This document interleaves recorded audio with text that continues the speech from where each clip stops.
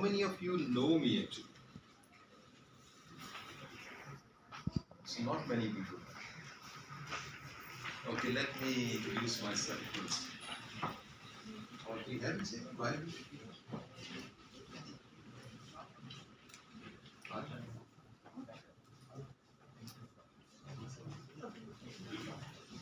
All right.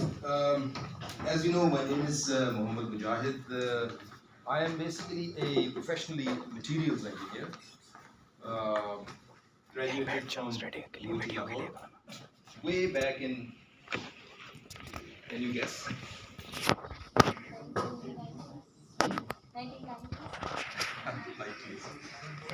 80s, 86 to be precise. So I'm an old man. Um, and then I had a little stint of uh, about a year's employment in Atomic Energy Commission before I left for the masters, for my masters as well as PhD after that. Uske baad, I came back after my PhD and postdoc and joined. Well, I was. Dr. A.Q. Khan wrote us a letter. Many of us who were finishing our PhDs or staying there for postdocs to come and join the newly built, which was just about to start, GIK Institute. So I joined that place right after I came back. And then we built that institution. And you can see where GIK Institute is now. Initially, until like I left GIK in 2000, end of 2000, went to Malaysia, Singapore, came back. I've been to many places actually. Came back, joined Institute of Space Technology, IST, in astronautics and aeronautics department. I was responsible for aerospace materials there. Then Dr. Atta asked me to come and join their new project where they were going to build new engineering universities with the help of foreign developed countries. And Austria was one of them actually at that time as well. There were about 9 projects and we had a core group. I was heading that core group for all the projects. I was mainly responsible for the Sialkot project with in collaboration with Sweden, but I was also working with Austria, Germany, all the other partners as well. In 2000, we actually got 4 projects approved. This project is worth spread over 7 years, and KP government approved 8.6 billion rupees for this in 2018. Okay. At that time, in 2007, those projects, each of them was approved, 4 of them got approved at 40 billion each. So you can imagine the extent of those projects, how big they were.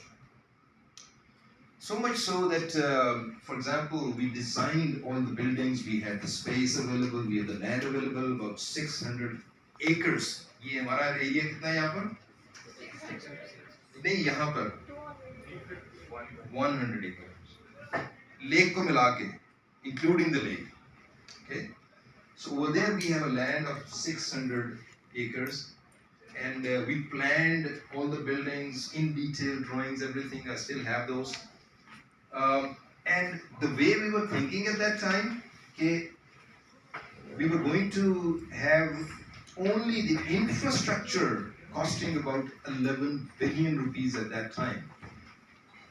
Mind it, at that time, the forex dollar exchange rate was about 70 rupees to a dollar. उस वक्त 11 billion rupees का just infrastructure for one university, and it was all approved. And the way we were thinking, I was talking about, अगर we have to have that much of covered area space. How many doors would be required? How many chairs would be required? Classrooms, offices, multiple spaces जो हमारी different किस्म की होती हैं. So, you know, multipurpose rooms, social learning spaces, libraries. How many locks you would be needing? Those institutions, if developed at that time, established at that time, we would have actually brought IKEA from Sweden, Ericsson from Sweden, and many other industries actually, setting up their own warehouses and manufacturing setups. So the plan was like that, you know, because just to build 4 institutions with about 40 billion rupees of infrastructure, dollar rate of 70, you can imagine the number of items that would have been needed. Nobody could produce in Pakistan at that time. कोई factory इतनी बड़ी नहीं थी. So we had to bring in factories from outside. So we were thinking in a different, way to do that. So what I'm trying to show over here is that when you think of projects, you're not thinking of building or establishing just one thing. This is a small project. Dr. Nasser, he calls this as a startup. Because it is a startup for us. I mean, you must be learning about startups. We think this is a startup as well. We had so many problems to start with, initiating things, talking to government, how this project could be actually conceived, conceptualized, and got it approved from the government. Okay, those projects at that time, in 2008, when the government changed, the political government came in, they shelved the whole thing. Everything was put in the shelves of HEC. So nothing was built. We even have for one of the universities with China, Pakistan China University, within those projects, we had one of the buildings in Islamabad renovated, faculty given offers for recruitment after selection, and first batch of 2 master's program students were given admission offers as well. And the program was stopped. So those were the state of affairs at that time. But anyway, we are glad that we could actually build this place. I left HEC and then joined in 2009 NAST. But then, when this project was being conceptualized and proposals were prepared, so Dr. Atta then again picked me from NAST and said that, okay, you come here and join this team. So I came here. Dr. Naz visited my office at NAST and I said, okay, let's go. So that's how I came here. We prepared the proposals, got it approved. I think it's the real support of KP government and their good thinking about the education, their priorities, that they approved this project for a smaller province, comparatively smaller province compared to Punjab, for example, not having a very large amount of budget available. They still approved 8.6 billion in 2018. That was a good amount at that time for them to actually give it to us. So anyway, we got it approved and then, we didn't look back. But I want to talk about the other part as well. Just a few minutes. Not just the project and its approval, but what were we going to do in this project? What we were thinking about the kind of education that we were deliver here. So that was the other part which I was responsible for. Dr. Nasser was mainly responsible for the infrastructure and the whole project itself, funding and so on, but I was responsible for the academics, for the negotiations with the partners, to find new partners, to find programs that we really need. Okay? So we started talking to Austrians. One thing was decided that we'll have Fachhochschule. That means skill-oriented, skill-augmented education, because that's the gap. You already know that's the gap that we have in our education system, right? I've been teaching for more than 30 years now. Teaching, research, academic administration, establishing campuses as well. But what we have produced, what have we produced? The graduates, okay, some of them are doing very well. Some of them on average jobs. But a lot of times they find difficult to actually get a job, right? Before 5 years, for example, 5 years, 6 years, nobody was even thinking about starting their own businesses. We introduced a course on entrepreneurship at NUST probably in 2014 or 15. And we didn't know how to offer this course. How to deal with this course. Who will teach it? What will they teach? We got hold of a few professors who were teaching project management. Somebody from business school. They came and delivered lectures, just like lectures, bookish lectures. And again, no outcome really. But then in 2016, I think, I met with some entrepreneurs, with some startups. I went to an event called Open Islamabad. I don't know if you've heard of that. It's an organization of Pakistanis in US. They have formed, who are entrepreneurs. They're doing very well. They have formed that organization and they hold events in different places. And one of their chapters is in Islamabad. Open is an organization. Okay. So I found many entrepreneurs and I started talking to them.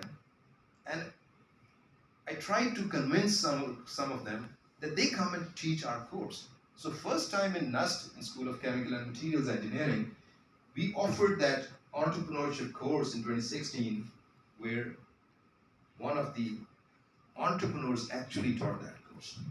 You might have heard of Blue Pottery. She was a lady who was a graduate from London School of Economics, and she started this, selling those blue pottery with blue paintings on them. It's from South Punjab, actually. Those items, they make them over there. But she was quite successful in doing that. So I asked her, because she was good in, she has done qualified, because we need at least a master's to teach a course at undergraduate level. And she then brought many entrepreneurs into the course during the semester, and the course was done fantastic. So that's the spirit, that's what we want. So what we did was to broaden the skill actually. People who have actually done it, people who know what would be the problems, how to deal with those problems, and even if you cannot deal with those problems, you find other solutions. You go some other way. Okay? You learn lessons from it. So that's the main thing. So entrepreneurship, or the courses that we teach over here, not just the entrepreneurship. We want skill in every course. We want skill in everything you do over here. Okay? We don't want you just learn something, rote learning, or just reproduce something that you see somewhere. That's not what we want. We want you to think. We want you to have your own ideas. We want you to create things actually. Okay? So that's how the skill comes in. So if you have those skill set or the tools with which you could do that, only then you will be able to flourish in your careers and go do a lot of things which other people would not be able to do. Okay? All right. Let's come back to this project.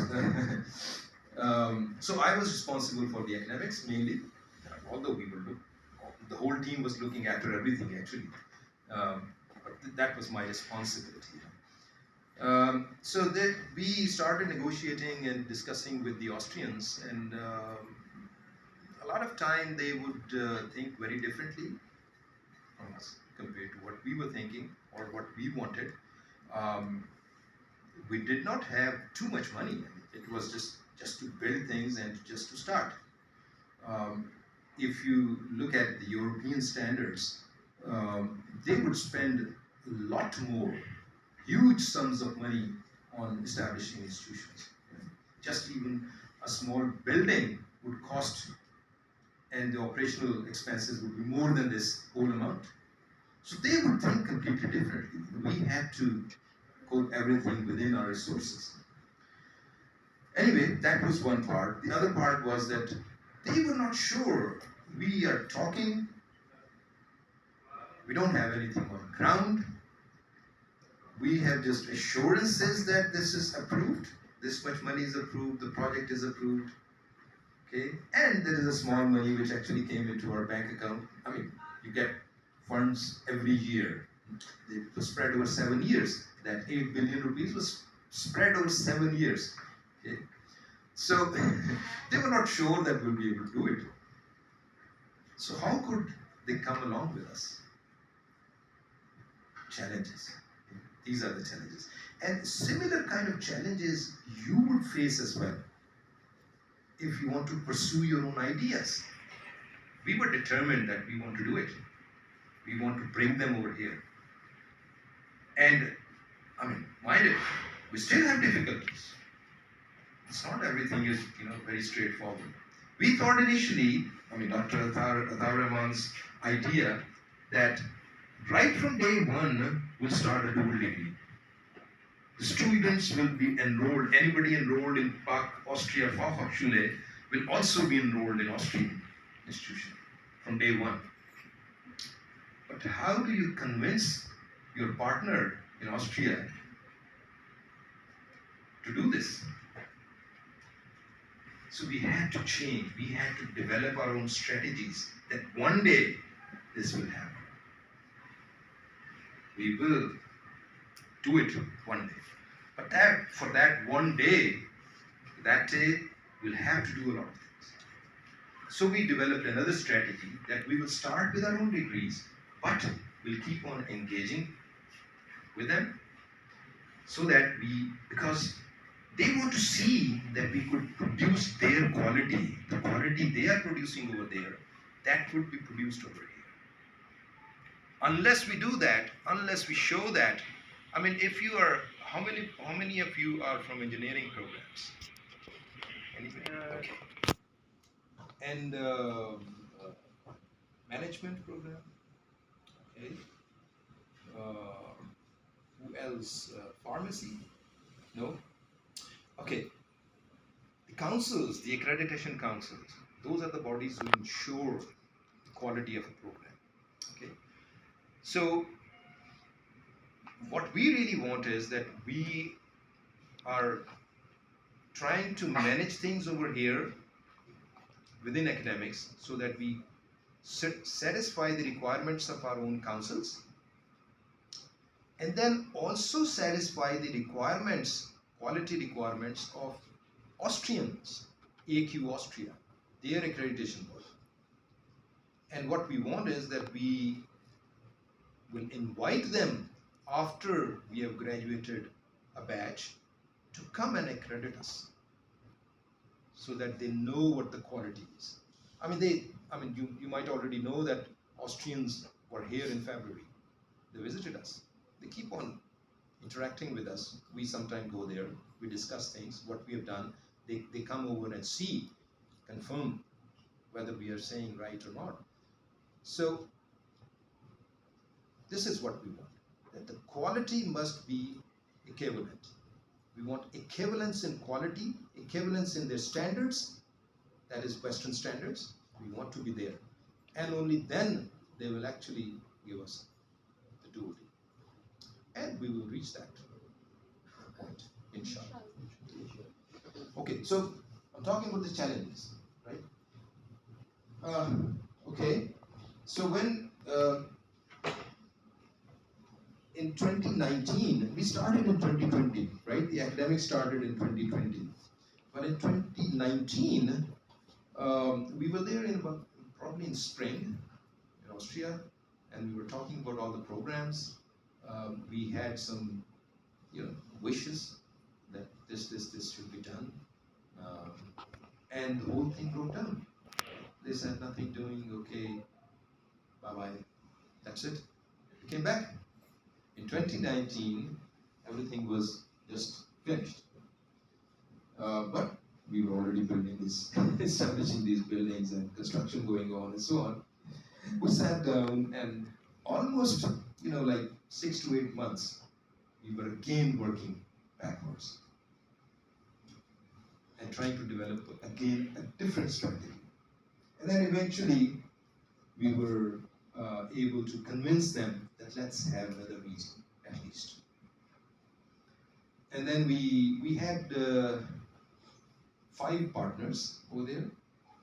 We convinced them, we went over there, had that meeting, and after that meeting, we actually reduced those number of partners from 5 to 2. Because we thought that the partners who were hurdles in our goals, we would just remove them initially. And we went along with 2 partners who were supportive. So now we have 2 partners in Austria. Actually, we have a third one, but that's a university, not a Fachhochschule, which is actually connected with our SPCI, Artificial Intelligence Center. Okay? But that's how, we actually revived the project. And you know what we call that project now?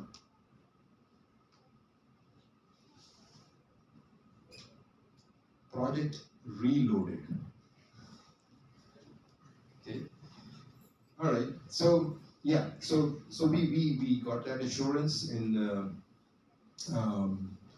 It was like end of 2019, and then we started working on academics. We started contacting the Pakistan Engineering Council and all the other councils and HEC. So. And the Prime Minister at that time in 2020, he wanted to come and inaugurate. We were not very ready in the summer, but he said, no, I want to come. So, and we were working on admissions and everything. At that time, we did not have even NOC from HEC for starting any program. Okay? They come over, they inspect everything, and after that, they can give an NOC, no objection certificate, so that the university can start. And the same thing happens with the councils as well. Like we had 2 engineering programs, so we could not start that either. So anyway, we were working with them, and just before the day this project was inaugurated, just one day before, the HEC team came and gave us the NOC. And on the day the inauguration was done, the same day Prime Minister pushed a button to launch the admissions as well. And the same day we received an NOC from Pakistan Engineering Council as well. Okay? So it was difficult. It was not easy. We had our heart stopped. That the inauguration is done, admissions are launched, our website was launched for admissions, and we did not have the accreditation council's NOC. But we were still working on it actually, right? But we received that. So you see, things happen if you have a commitment. If you keep working on it, if you keep pushing, if you're persistent. I had a nice place, office. I was dean and principal at NUST. And Dr. Nasser always says that we brought you from to a God-forsaken place. There was nothing. It was just a lake and nothing else. So I came. That's something. I mean, I went joined GIK when there was nothing as well. Yeah, but though you have roads built before you came in, there was no road there at that time. It was all kacha gara, there were snakes and everything. And I just landed there after my PhD.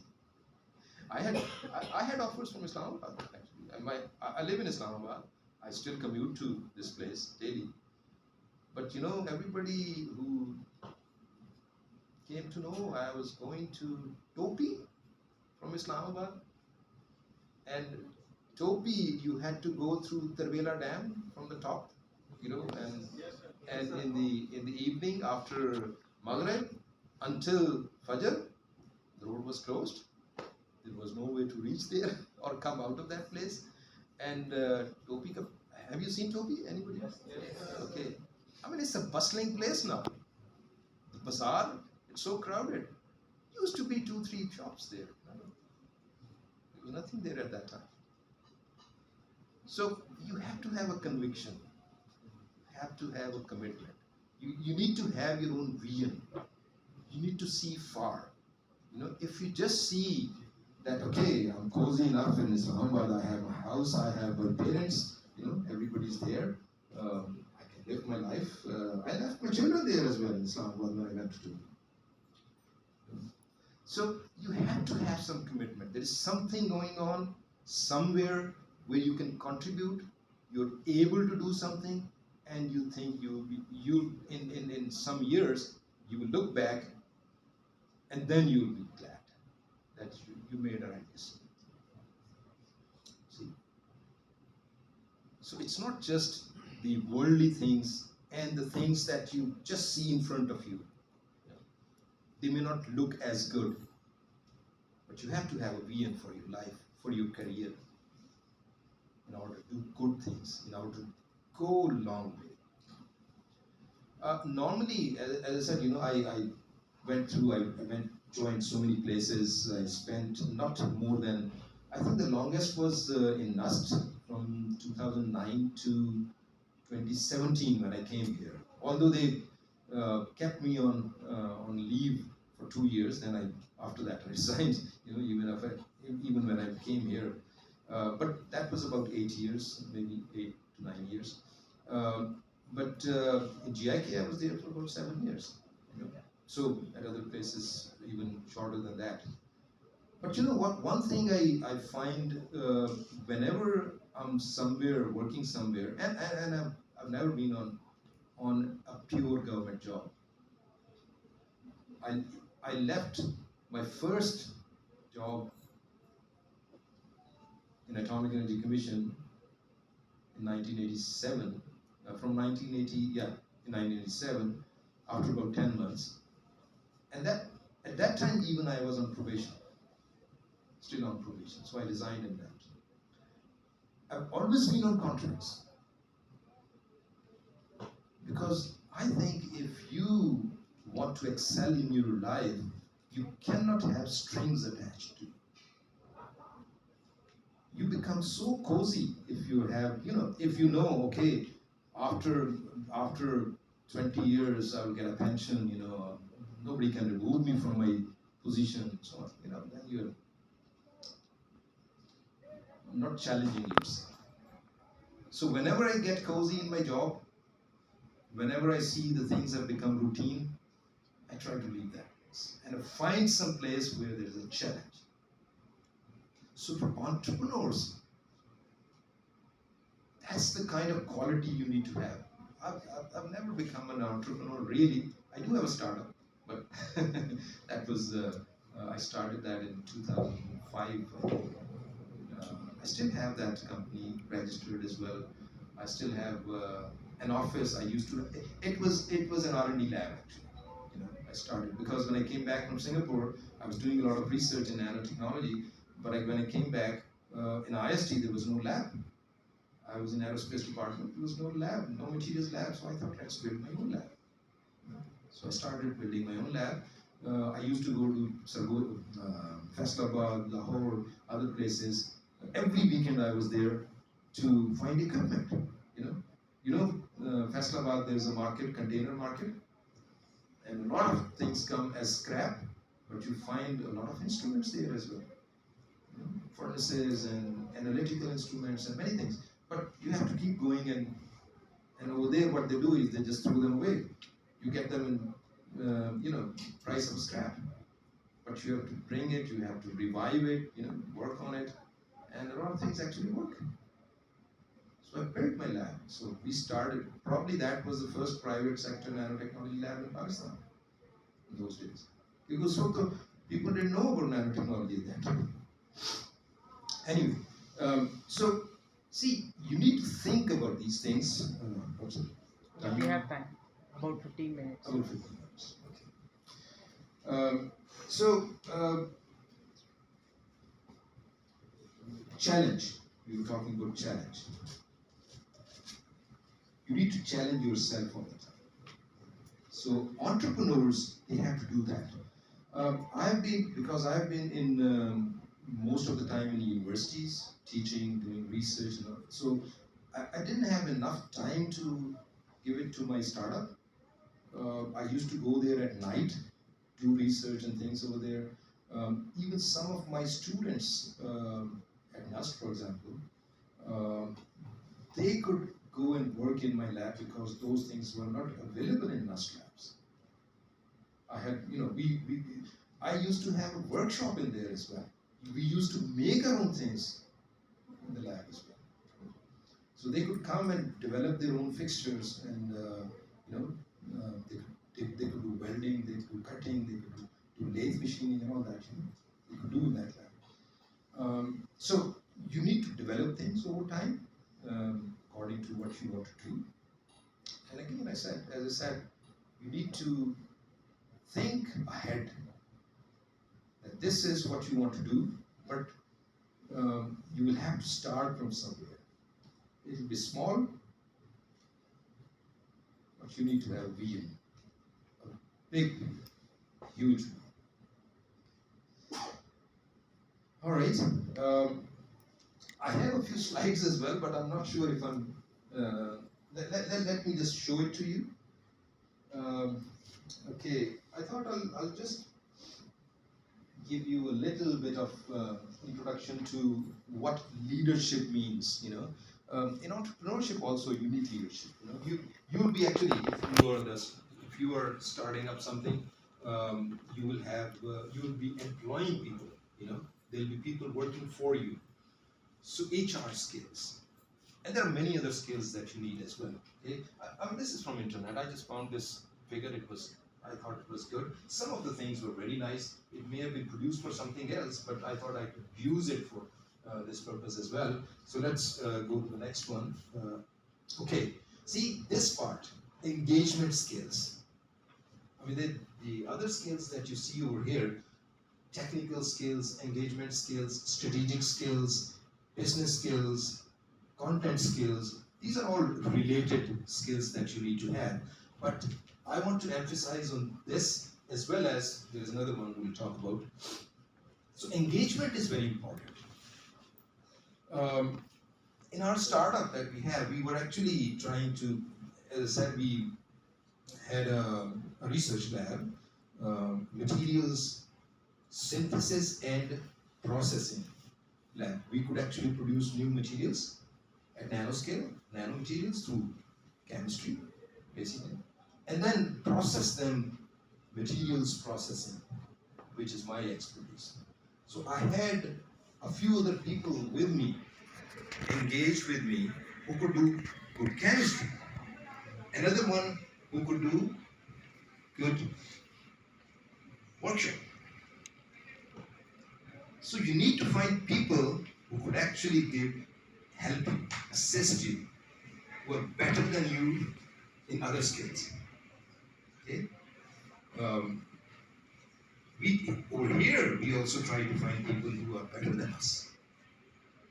We like to build teams who are better than us. That's what you need to think as well. You cannot say that I am best in everything. I can do everything by myself. Entrepreneurs cannot run companies like this. You have to have teams. So that means you need to have engagement skills. And once you have people around you, which you would be managing in terms of their daily chores, or in terms of their financials, in terms of their social aspects. There's so many aspects you'll be actually looking at or engaged with. So you need to know exactly how. And everybody has his own way of doing things. But there are aspects that you need to worry about. You need to think about. Okay? We have a lot of problems daily. You know, people keep coming to my office. Students, be it the staff, be it the faculty. You know, there's so many other people other than not from the campus, from outside as well, like the government administration, the DC office, the police, the security agencies, even ISI. So many people come here, and they have their own views. Okay? So we need to deal with them. We cannot just say, if we do not like their views or their opinion or their decision, we cannot just say no straight away. We have to engage with them, we have to talk to them, and try to give them our opinion and try to convince them as well. Okay? And then finally, you reach at a certain conclusion and do something. But that's the engagement thing, the dialogue. That is very important. Okay, let's look at many of the things that they've listed over here. Listening and analyzing, that means you need to listen to people. That's very important. When somebody comes to you, or you have hired somebody, you cannot just keep on dictating. You need to listen to them. If they want to say something, listen it wholeheartedly, fully. Okay? And then you can start a dialogue with them. Okay? Engage them. Analyze what they are saying, whether it convinces you or you may have more questions for that. Okay? You cannot just straight away say no, you have to do it like that, the way we do it. We need to analyze and listen properly. Response and escalation. So response should also be, normally it should be slow. You cannot have abrupt, knee-jerk reactions. Right? That normally are not very good decisions when you do that. Right? So you do it slowly. Moderation and conflict facilitation. There will be a lot of conflicts. I mean, you have your own thinking, your staff may have their own thinking. There can be conflicts, So you need to know how to resolve conflicts as well. You may not be able to resolve it, but you need to find people who could do it for you. A lot of times, I'm unable to think what the problem is, or it's not under my control, or I cannot. So he's from a different. I'm from Punjab. He's from KB, so he has got different experiences as well. In many ways, he can think differently. I can think differently. So I involve them in my scenes as well. Empathy and member support. Yeah, I mean, this is one of the very important things that you need to worry about as well. Thinking about people, their requirements, how do they feel about things, the way you are doing things, the way your management style is, the way the things are done in a place, a working place, or whatever. That's very important. So you need to think about that as well. Facilitating connections. Yeah, you need to have a lot of connections. I mean, you might, if some of you are starting your own businesses or having your ideas and starting to nurture those ideas, you will soon realize that connections are important. You need to talk to people. You need to connect with people. There are a lot of things that you need to get done. So you have to actually have connections. New member recruitment, yeah, that's another process. How do we actually get new members into your team? How do you select people? How do you find people? Headhunting. That's very crucial. Because once a person comes in, individual is there, now you have to deal with it. So it's important that you spend a lot of time, when we advertise for example, faculty or even for our administrative managers or staff, we take a lot of time compared to other organizations. And many times, after the final selection board, we do not take anyone. So many of our positions are vacant actually. We don't have enough people in administration. We don't have enough people in the even departments as well. That's one of the main reasons. If we take somebody, we do not want to remove them so easily. So if you do not want to do that, then you will have to live with them. And then the quality you get, garbage in, garbage out. You know? So unless we have a system where we could bring in people and train them ourselves, that's another way of doing it then. So you get people who are not trained at all then. Okay? They have no experience. They're very fresh. You bring them in and train them for 6 months or a year or whatever which is needed. And then you will have people who could do things for you the way you want them to. Right? But otherwise, you have to do very precisely get people who are already experienced. We've not been able to hire a director establishment, for example. Dr. Arshad is doing that. We've just given him the task. Before that, I was doing it actually. Because, you know, when there have been a lot of applications. They have gone through the selection boards as well. But when you ask them questions about simple questions, they have been registrars for 10 years, 20 years at different places.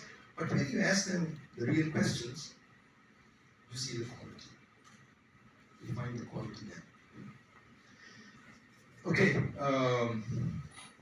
new members welcoming, yeah, you need to welcome them, you know, proper, how to manage them, member advocacy. I mean, these are behavior change and gamification. Have you heard of this word before?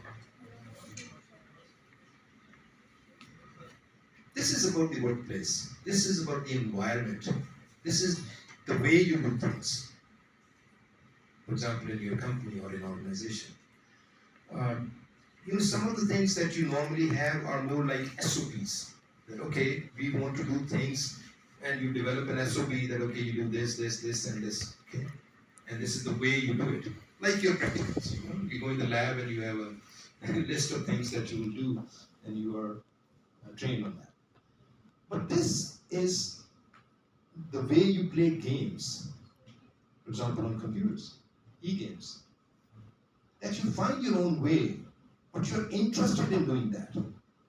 You know, you have general goals, but you're allowed, you're flexible enough so that you can find your way to the final outcome, and you can do it, you know, and that creates interest in working as well, you know. So you need to have an environment or working processes where people are interested in doing their job. Okay? Not just that you have told them to do this, to do it in a particular way. So that's what it is. Okay? So create an environment which is flexible, which is where people are interested. Okay? All right. Let me see what's in there. Next one, strategic skills. I think these are more, you know, like community strategy development. How do you make policies and how do you develop things? I think we'll not go into a lot of details, but even if you look at the titles here, at least you can start thinking about it. Okay? That in your life, in your careers, especially if you are going to do things as a leader, as your own startup, as your own project, then you have to actually think about these things. Okay? If you're just an employee, if you just have a process to do, for example, you're just, you know, I'm a materials engineer, we do welding as well. You know, it's not that it's a welder's job. I had my own workshop, so I used to do that. You know, I was a principal and dean in LASK, but when I went to my lab, I used to do everything. So you have to be ready to do everything, learn things. The other thing, yeah, one more thing. I think the final thing, last thing I would like to say is, you are in different disciplines. It's good that we have multidisciplinary students over here.